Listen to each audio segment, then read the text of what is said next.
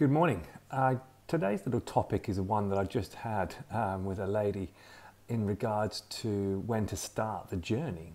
And I guess the truest saying on a weight loss journey is if we won't start today, we definitely won't start tomorrow. So don't put it off. You know, you don't want to regret not starting and then something happening health-wise.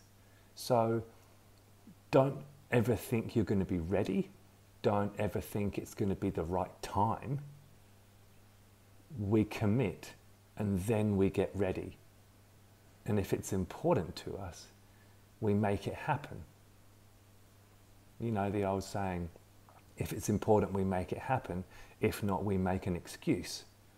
So, two little takeaways from today. It's never the right time. You'll never be ready.